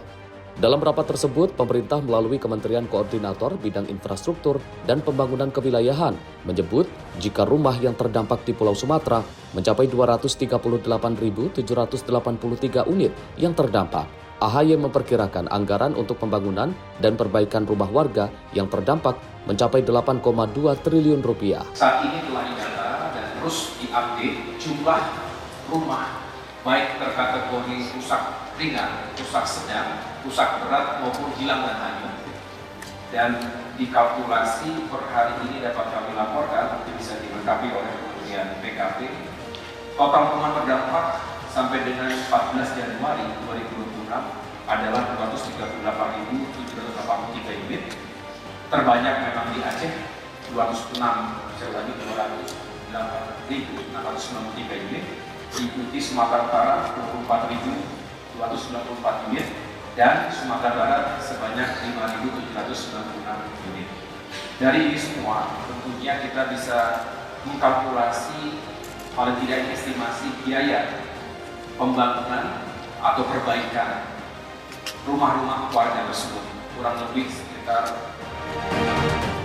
data di sini 8,2 triliun, sedangkan untuk alokasi atau estimasi dari anggaran yang dibutuhkan untuk infrastruktur dasar berdasarkan laporan Menteri PU sekitar 51,8 triliun.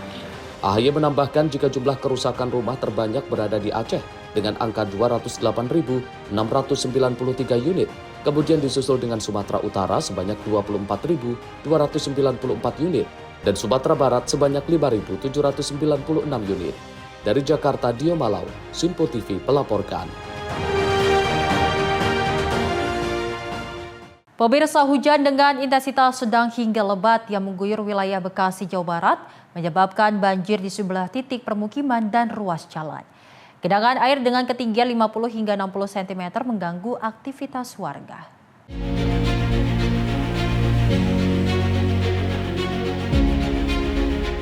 Ya baik pemirsa Simpo TV, hujan dengan intensitas yang cukup tinggi sejak kemarin yang mengguyur sejumlah wilayah Jabodetabek, khususnya Bekasi, Jawa Barat. Tempat saya melaporkan langsung, ini memang juga sudah tergenang oleh banjir dari luapan kali yang berada di belakang saya itu, dan memang wilayah Bekasi, Jawa Barat ini juga telah diguyur hujan dengan intensitas yang cukup tinggi sejak kemarin hari Sabtu 17 Januari 2026 maksud kami, hingga pagi tadi hari ini juga hujan masih mengguyur wilayah Bekasi, Jawa Barat yang menyebabkan genangan air ataupun banjir ini dengan ketinggian air hingga 50 cm atau sekitar selutut orang dewasa begitu. Dan memang dapat saya sampaikan juga kepada pemirsa Simpo TV bahwa sejumlah kendaraan ini memang terpaksa melambat bahkan berhenti akibat banjir yang juga telah menggenang sejumlah jalan ataupun badan jalan di wilayah Bekasi, Jawa Barat, salah satunya di Pasar Rawakalong. Ini memang bagi para pengendara ini tidak ingin mengambil resiko jika memaksakan kendaraannya untuk melintasi banjir. Ini juga tidak menginginkan kendaraannya ini mogok akibat banjir begitu. Dan dapat saya sampaikan juga kepada pemirsa Simpo TV bahwa banjir yang terjadi di Bekasi ini salah satunya di Pasar Rawakalong merupakan luapan air yang berada di belakang saya. Ini ada kali yang meluap yang memang sudah tadi dilaporkan oleh warga, ini sudah terjadi sejak Sabtu malam pada pukul 21.00 waktu Indonesia Barat atau pukul 9 malam. Kemudian air sudah mencapai ketinggian selutut dewasa atau 50 cm. Ini terjadi pada pukul 4 pagi waktu Indonesia Barat atau pada subuh pagi, di mana air berasal dari luapan kali yang berada tepat di belakang saya. Tentunya ini menggenangi akses ataupun jalur utama yang menyebabkan menghambatnya aktivitas dari masyarakat itu sendiri. Dan tadi juga masyarakat mengatakan bahwa listrik ini juga padam pada pukul 9.00 waktu Indonesia Barat, karena kan memang air yang makin lama makin tinggi begitu ya. Tadi sudah hampir 70 cm ataupun sepaha dari orang dewasa. Dan ada juga tadi memang warga yang memilih mengungsi ke tempat yang lebih aman, dan tentunya memang yang sudah memiliki ataupun memiliki balita dan juga bayi untuk mengungsi ke tempat yang lebih aman dari banjir. Sementara masih banyak juga masyarakat yang masih bertahan di rumahnya masing-masing sambil memantau kondisi genangan air di wilayah ataupun di lokasi tempat saya melaporkan. Dapat saya sampaikan juga kepada pemirsa Simpo TV bahwa Badan Meteorologi, Klimatologi dan juga Geofisika atau BMKG sendiri juga telah mengeluarkan peringatan dini cuaca untuk sejumlah wilayah Jabodetabek, khususnya di wilayah Bekasi, di mana BMKG sendiri menyebut cuaca hujan ini juga mungkin akan bertahan sepanjang hari seperti pada hari kemarin pada Sabtu 17 Januari 2026, di mana memang intensitas curah hujan yang akan turun ini tidak setinggi ataupun securah hujan yang tinggi seperti hari kemarin, namun juga curah hujan ini diprediksi akan berintensitas sedang namun disertai dengan petir dan juga angin yang cukup kencang. Dan untuk suhu udara di wilayah Jabodetabek ini diperkirakan berkisar antara 24 hingga 31 derajat Celcius dengan kelembapan udara ini tentunya mencapai 75 hingga 95%. Tadi kami juga melihat di wilayah Pasar Awakalau, maksud kami di Bekasi, Jawa Barat, ini juga sudah ada tim SAR ataupun BPBD yang juga telah bersiaga untuk mengevakuasi warga dengan perahu karet begitu ke tempat yang lebih aman dan ataupun ke tempat posko banjir. Dan tentunya dapat saya sampaikan juga kepada pemirsa Simpo TV bahwa BMKG sendiri mengimbau kepada masyarakat wilayah Jabodetabek ataupun seluruh wilayah masyarakat Indonesia untuk tetap meningkatkan kewaspadaan terutama saat melakukan aktivitas di luar ruangan. Warga juga diminta untuk menyiapkan payung ataupun jas hujan sejak saat hendak berpergian keluar serta tetap berhati-hati terhadap jarak pandang jika menaiki ataupun mengendarai kendaraan sepeda motor ataupun kendaraan roda 4 terhadap genangan air di titik rawan banjir. Demikian informasi yang dapat kami sampaikan dari Bekasi, Jawa Barat. Dian Nabila, Simpo TV melaporkan.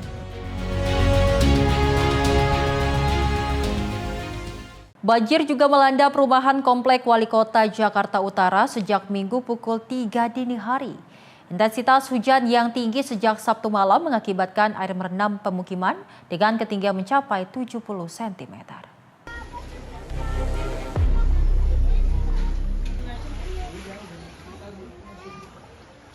Intensitas hujan tinggi membuat sejumlah wilayah di Jakarta dilanda banjir.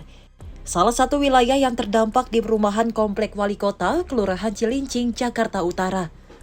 Air mulai merendam perumahan warga sejak Minggu pukul 3.00 waktu Indonesia Barat.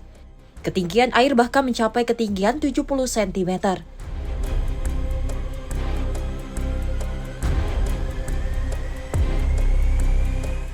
Mayoritas warga memilih untuk bertahan di rumahnya meski banjir tak kunjung surut. Bahkan banjir dijadikan momentum sejumlah pemuda dan anak untuk bermain-main di taman yang terendam air dengan ketinggian 50 cm. Dari Jakarta, jurnalis Simpo TV melaporkan.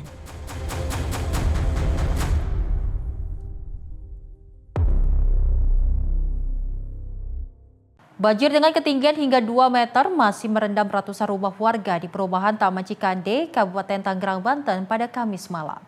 Masih tingginya banjir membuat warga bertahan selama 4 hari di pengungsian dengan keterbatasan. Banjir dengan ketinggian hingga 2 meter masih merendam ratusan rumah warga di perumahan Taman Cikande, Kecamatan Jayanti, Kabupaten Tangerang, Banten pada Kamis malam.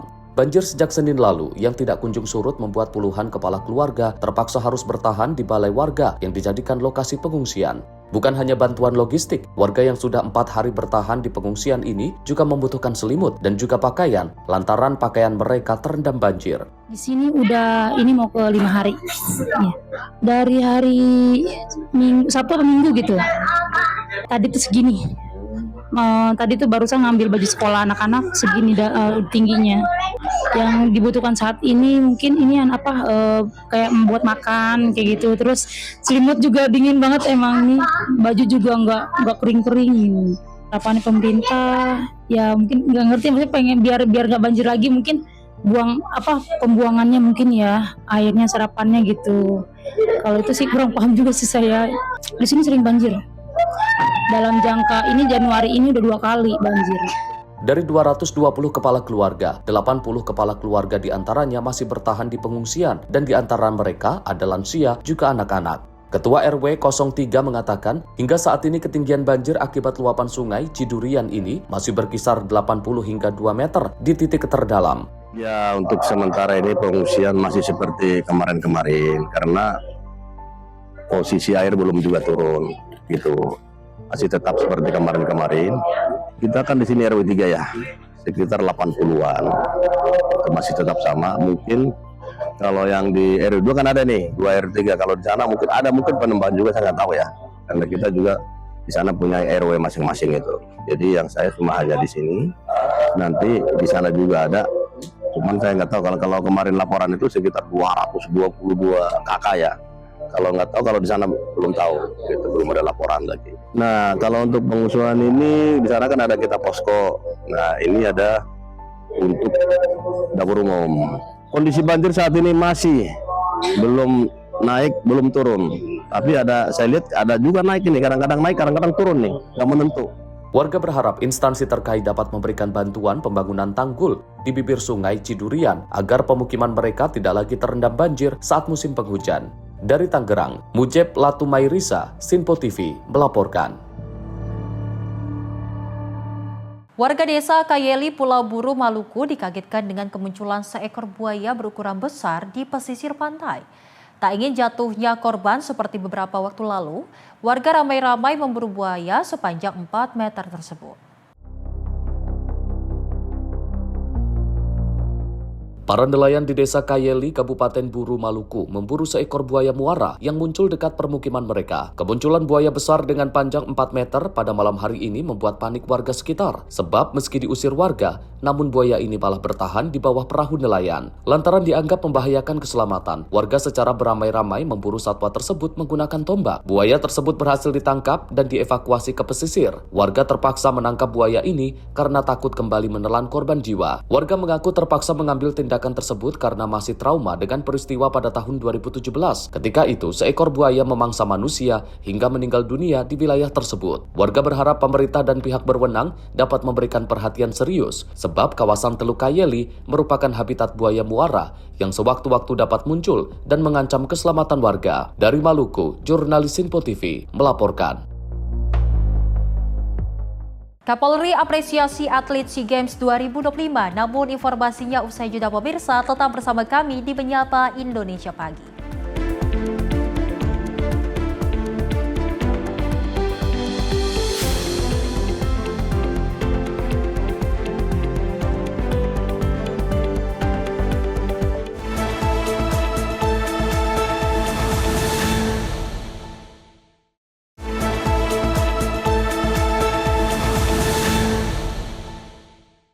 Terima kasih pemirsa, Anda masih menyaksikan Menyapa Indonesia Pagi, di mana Kapolri Jenderal Polisi Listio Sigit Prabowo memberikan apresiasi kepada atlet Polri dan non-polisi yang berprestasi di ajang SEA Games 2025. Apresiasi diberikan sebagai bentuk penghargaan atas prestasi para atlet dalam mengharumkan nama Indonesia di kancah internasional. Kapolri Jenderal Polisi Listio Sigit Prabowo memberikan reward kepada atlet Polri yang berhasil meraih medali pada ajang SEA Games 2025. Terdapat 38 personil Polri yang menoreh prestasi dan mengharumkan nama bangsa. Penghargaan tersebut diberikan dalam bentuk kenaikan pangkat, kesempatan pendidikan hingga promosi jabatan. Selain atlet Polri, Kapolri juga memberikan apresiasi kepada 101 atlet non-polisi yang berprestasi di cabang olahraga masing-masing. Para atlet tersebut juga diberikan kesempatan untuk bergabung menjadi personel Polri melalui jalur rekrutmen proaktif atau talent scouting. Kapolri menyebut kebijakan ini diberikan agar para atlet tetap dapat melanjutkan prestasi sekaligus mengabdi sebagai bagian dari Korps Bayangkara. Tentunya dalam kesempatan ini saya mewakili institusi mengucapkan selamat kepada para patriot, para pejuang yang telah berprestasi di bidang olahraga dan membawa harum nama bangsa Indonesia. Oleh karena itu, hari ini, malam ini kita memberikan apresiasi kepada personil Polri yang kebetulan juga menjadi atlet yang berprestasi di SEA Games untuk mendapatkan rewards, mendapatkan apresiasi baik dalam bentuk kenaikan pangkat, baik dalam bentuk kesempatan promosi sekolah maupun mengikuti ataupun mendapatkan promosi jabatan. Ada kurang lebih 38 personil yang mendapatkan prestasi di SEA Games 2025. Kemudian alhamdulillah hari ini juga kita memberikan rewards, memberikan apresiasi kepada kurang lebih 101 non-Polri yang kemudian ternyata memiliki cita-cita ingin menjadi Polri. Dan saya lihat tadi bagaimana prestasi mereka, ada 100 medali emas kalau tidak salah yang dihasilkan, belum medali perak dan medali perunggu. Sehingga kemudian kami memberikan kesempatan untuk mereka bergabung menjadi keluarga besar Polri melalui jalur rekrutmen proaktif atau Jihan Nabila, Simpo TV melaporkan. Pemirsa, program transmigrasi kini diarahkan untuk membangun kawasan ekonomi terintegrasi secara menyeluruh. Wakil Menteri Transmigrasi Viva Yoga Mauladi mengatakan bahwa arah baru ini bertujuan untuk menciptakan pusat-pusat ekonomi yang mandiri.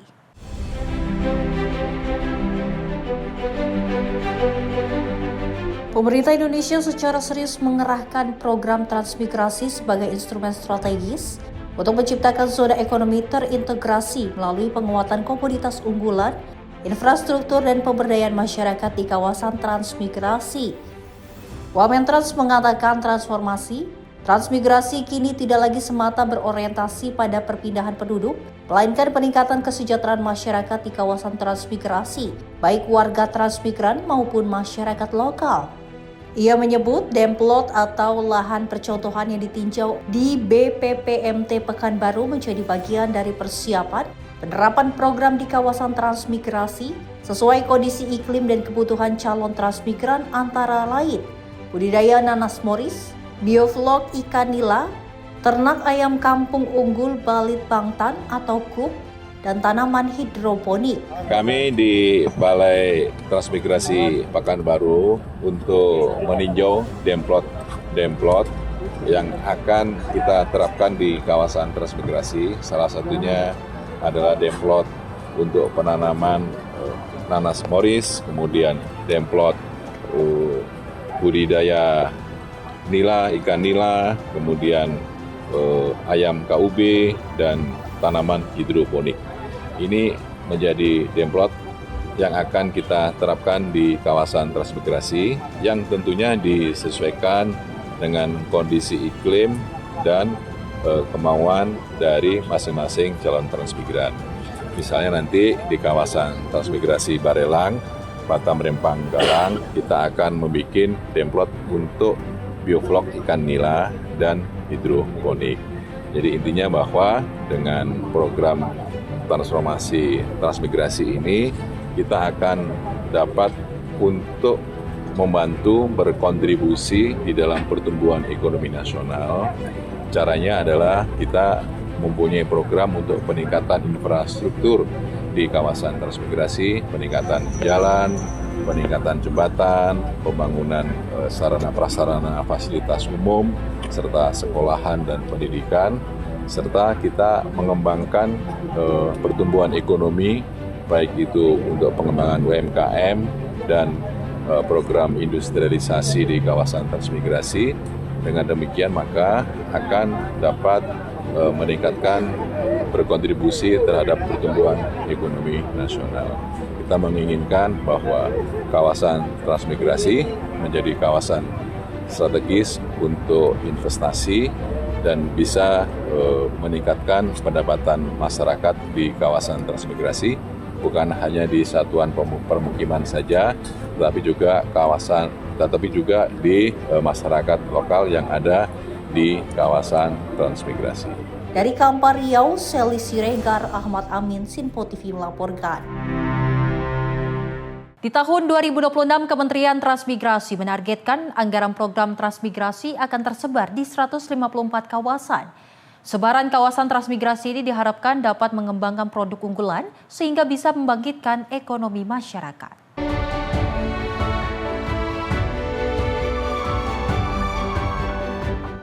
Wakil Menteri Transmigrasi Viva Yoga Mauladi mengungkapkan target tahun 2026.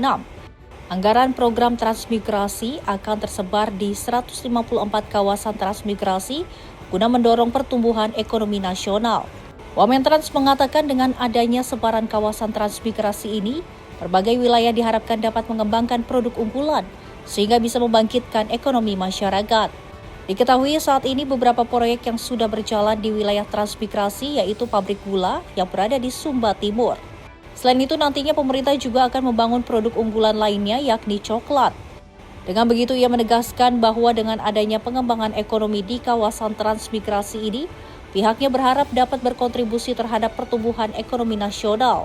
Jadi untuk alokasi anggarannya kita sebar di 154 kawasan. Dan kita harapkan dengan pengembangan produk unggulan itu dapat membangkitkan ekonomi rakyat, dapat mengembangkan proses industrialisasi dengan kita akan berupaya untuk mengundang para investor yang akan bertanam modal di kawasan transmigrasi. Sementara yang sudah running itu ada di Sumba Timur berupa pembangunan pabrik gula di kawasan Malolo, dan kita masih merencanakan beberapa produk unggulan di Indonesia Timur, misalnya untuk kakao, coklat, dan yang lainnya yang akan kita kembangkan agar dapat meningkatkan pertumbuhan ekonomi di kawasan transmigrasi yang juga akan turut berkontribusi di dalam pertumbuhan ekonomi nasional. Soal berapa persennya nanti akan kita hitung, tapi kalau sudah ada kegiatan ekonomi, ada peningkatan pendapatan masyarakat,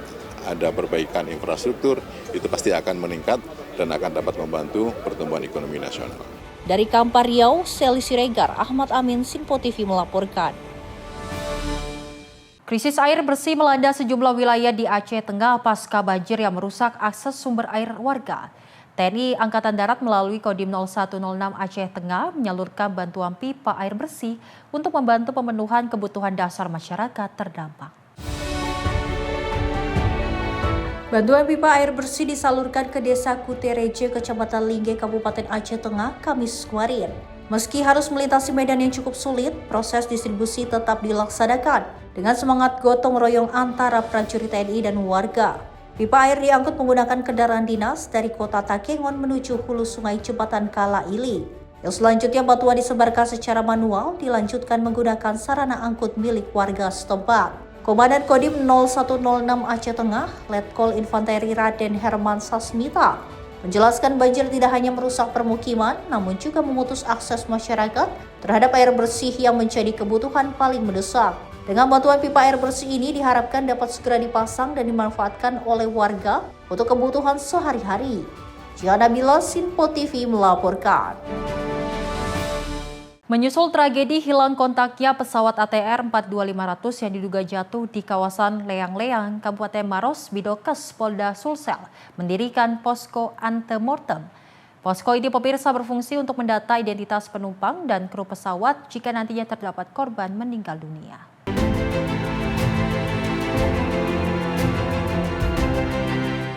Bidang Kedokteran dan Kesehatan Polda Sulawesi Selatan mendirikan posko antemortem di kantor Bidokes Polda Sulsel Kota Makassar. Posko ini disiapkan menyusul tragedi hilang kontaknya pesawat ATR 42500 yang diduga jatuh di kawasan Leang-Leang, Kabupaten Maros pada Sabtu 17 Januari 2026 lalu. Kabidokes Polda Sulsel, Kombes Pol Dr. Muhammad Haris. Posko ini disiapkan untuk memberikan pertolongan medis jika korban ditemukan dalam keadaan selamat. Namun pihaknya juga telah menyiapkan langkah-langkah identifikasi apabila ditemukan korban meninggal dunia. Posko ini juga berfungsi untuk mendata identitas penumpang dan kru pesawat jika nantinya terdapat korban meninggal dunia. Jika terjadi hal-hal yang tidak diinginkan, kami juga membawa dan sudah membuka posko di Bidokes apakah itu posko postmortem dan posko antemortem. Demikian kami akan selalu mengupdate informasi sehingga kami bisa bergerak untuk kelengkapan yang akan dan tindakan-tindakan yang akan kami lakukan, termasuk berkoordinasi dengan BDPI Puskesmas Polri. Sejauh ini ada informasi apakah sudah ada korban yang ditemukan atau gimana? Kami masih mendapat informasi bahwa tim yang sudah ke TKP itu belum bisa menemukan titik pesawat jatuh. Jadi kami selalu menunggu informasi apakah ada yang masih hidup atau meninggal. Selain membangun posko antemortem, pihaknya juga telah mengirim 3 tim DVI yang berjumlah 12 personel dan dibekali perlengkapan alat medis serta identifikasi yang dibutuhkan dan menyiapkan beberapa armada ambulans untuk diturunkan ke lokasi. Hingga saat ini pihaknya belum menerima informasi adanya korban yang ditemukan di lokasi kejadian. Tim SAR gabungan masih berupaya mencari titik jatuhnya pesawat. Berharap semua kru dan penumpang masih selamat. Dari Makassar, Sulawesi Selatan, jurnalis Sinpo TV melaporkan. Sementara itu, pemirsa, tim SAR gabungan menemukan sejumlah serpihan pesawat ATR 42500 di kawasan Gunung Bulu Sarawung, wilayah perbatasan Kabupaten Maros dan Kabupaten Pangkep, Sulawesi Selatan. Operasi pencarian serpihan pesawat ini melibatkan tim udara dan darat. Petugas juga fokus mempersiapkan jalur evakuasi dengan mempertimbangkan kondisi medan yang berat. Tim SAR gabungan berhasil menemukan sejumlah serpihan pesawat dalam operasi pencarian pesawat yang sebelumnya dilaporkan mengalami lost contact di Kabupaten Maros, Sulawesi Selatan. Sejumlah serpihan tersebut berupa bagian window pesawat dalam kondisi kecil, badan pesawat berukuran besar, bagian pundak pesawat telah terbuka, serta ditemukan bagian ekor pesawat yang berada di sebelah selatan lereng bawah Gunung Bulu Sarawung. Kepala Seksi Operasi Basarnas Makassar, Andi Sultan, mengungkapkan, badan dan ekor pesawat ditemukan di lereng bagian selatan Gunung Bulu Sarawung. Update pencarian kecelakaan kapal yang dimana terjadi di Kabupaten antara perbatasan Kabupaten Maros dan Kabupaten Pangkep, tepatnya di Bulu Sarawung. Pada pukul 06 tadi, 15 kami sudah memberangkatkan tim AJU dengan membawa drone dan juga peralatan-peralatan evakuasi lainnya. Dan pada pukul 06.30 tadi dari pihak udara, heli dari Lanut telah berangkat menuju ke lokasi.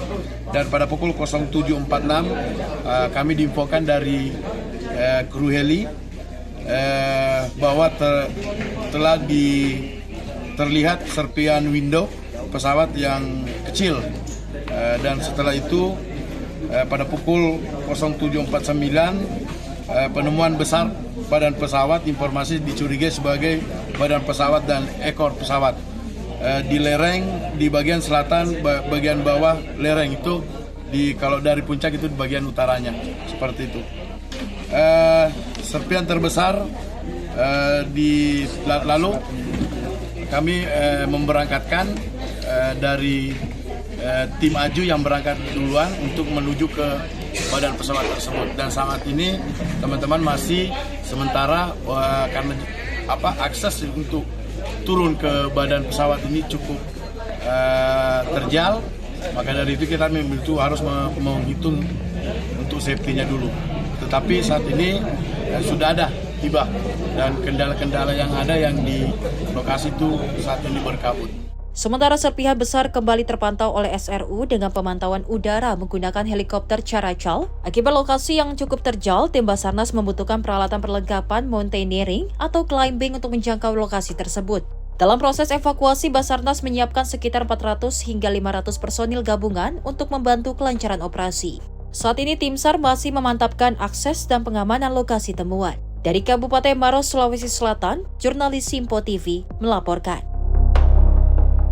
Hanya dalam waktu kurang dari 24 jam sejak operasi pencarian dimulai, TNI AD bersama tim SAR gabungan berhasil menemukan lokasi jatuhnya pesawat ATR 42500 di kawasan Gunung Bulu Sarawung, Desa Tompobulu, Kecamatan Baloci, Kabupaten Pangkep, Sulawesi Selatan pada Minggu 18 Januari 2026.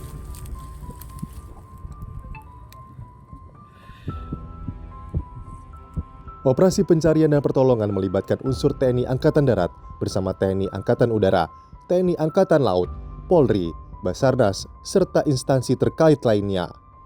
Tim bergerak cepat dan terkoordinasi menyusuri medan pegunungan yang ekstrim dengan kondisi alam yang menantang sebagai bagian dari upaya kemanusiaan untuk memastikan lokasi pesawat dapat segera diidentifikasi.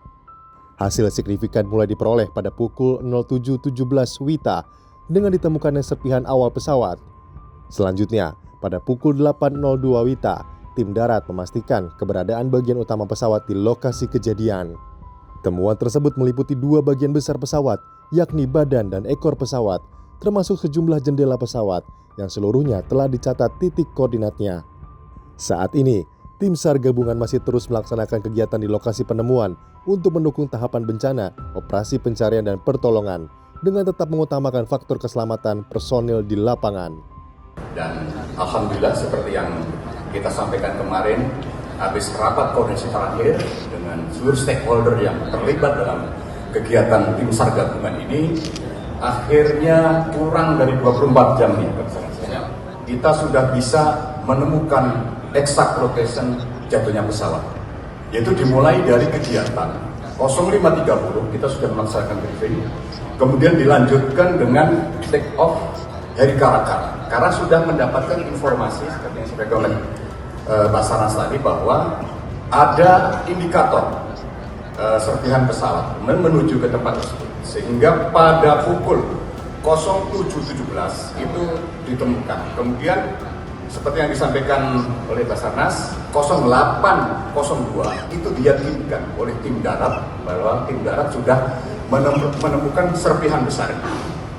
Kemudian pada 08.09, alhamdulillah di puncak Gunung Bulu Sarawung ini ada tempat yang memungkinkan untuk pendaratan heli, sehingga kita bisa menurunkan tim SAR yang terdiri dari tim Pasgas dan dari Basarnas.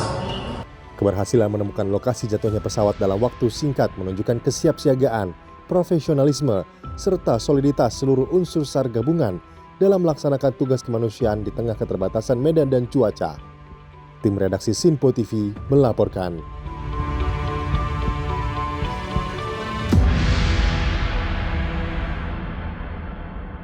Pesawat udara jenis ATR 42500 yang dioperasikan oleh Indonesia Air Transport dilaporkan hilang kontak di wilayah batas Kabupaten Maros dan Kabupaten Pangkep. Pesawat dipergunakan untuk patroli maritim yang disewa oleh Kementerian Kelautan dan Perikanan. Pesawat ATR 42500 milik Indonesia Air Transport atau IAT yang dilaporkan hilang kontak pada Sabtu 17 Januari 2026 mulai terungkap. Kepala Kantor Basarnas Makassar, M. Arif, mengkonfirmasi bahwa pesawat tersebut sedang dalam masa sewa oleh Kementerian Kelautan dan Perikanan saat hilang kontak dalam penerbangan dari Yogyakarta menuju Makassar. Pesawat jenis ATR milik IAT yang dioperasikan atau disewa oleh KKP dengan jumlah 11 orang di dalamnya, terdiri dari 8 kru dan 3 penumpang. Pesawat jenis ATR biasanya digunakan oleh Ditjen PSDKP, KKP, untuk patroli maritim guna meningkatkan pengawasan sumber daya kelautan dan perikanan. Pesawat ini dipilih karena kemampuan terbang rendah dan jangkauan yang dapat menjangkau wilayah perairan terpencil. Telah terjadi satu pesawat jenis ATR 400 lost contact milik IAT yang dioperasikan oleh atau disewa oleh KKP seperti itu, dengan jumlah penumpang 11 orang, di mana 8 kru dan 3 penumpang yang ikut di atas onboard, jumlahnya 11. Nah, sampai saat ini kami setelah menerima berita tersebut, kami langsung menggerakkan tim rescue menuju titik duga, di mana titik duga setelah kami plot koordinat terakhir yang diberikan oleh pihak ATC itu mengarah di daerah Bantimurung dan sekitarnya. Nah, Tim kami tadi sudah sampai di sana dan sudah membuat satu posko SAR gabungan di daerah Bantimurung. Nah, pada saat ini kami juga berkoordinasi dengan pihak TNI AU untuk memberangkatkan satu unit helikopter Karakal yang bisa observasi melalui udara. Dan apabila sudah ditemukan, mungkin dari Karakal itu juga bisa langsung evakuasi melalui udara karena Karakal itu mempunyai hoist yang bisa mengangkat korban dari bawah ke atas. Sementara itu, sebuah dokumen manifest yang dirilis mengungkapkan identitas lengkap 11 orang yang diperkirakan berada di dalam pesawat, yakni Kapten Pilot Andi Dahananto, First Officer Yuda Mahardika, Pilot Lati Sukardi, Tugas Operasi Penerbangan Haryadi, Teknisi Penerbangan Franky Detanamal, Teknisi Penerbangan Cunaidi, Pramugari Florencia Lolita, dan Esther Aprilia S. Adapun daftar 3 penumpang yaitu atas nama Deden Mulyana, Ferry Irawan, dan Yoga Naufal. Setelah menerima laporan, tim Basarnas Makassar langsung menggerakkan tim rescue berdasarkan plot koordinat terakhir dari Air Traffic Control atau ATC. Titik diduga lokasi pesawat mengarah ke daerah Bantimurung dan sekitarnya. Dari Kabupaten Maros, Sulawesi Selatan, jurnalis Simpo TV melaporkan. Kita beralih ke informasi lainnya pemirsa, di mana Wakil Menteri Haji dan Umroh Daniel Anzar Simanjuntak menyerukan kepada para petugas haji agar terbiasa disiplin usai menjalani diklat PPIH yang berakhir pada 30 Januari mendatang. Daniel menegaskan diklat semi militer ini berhasil merubah stigma buruk soal militerisme.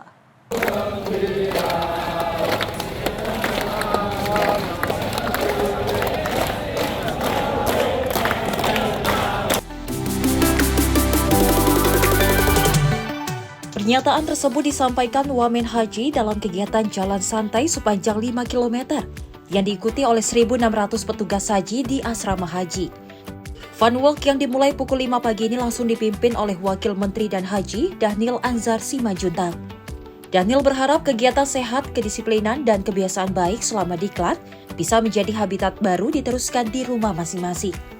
Dengan demikian, saat bertugas di Arab Saudi nanti, para petugas bisa tetap disiplin dan maksimal dalam melayani tamu Allah selama ibadah haji 2026. Ini sekaligus membuktikan pendidikan semi militer itu tidak menakutkan namun sangat humanis. Saya ingin menyampaikan stigma buruk di luaran sana, seolah-olah kalau semi militer itu menakutkan. Kalau semi militer itu tidak humanis, itu salah. Betul tidak? Kita bangsa kuat, maka kita harus menjaga kekuatan kita ini.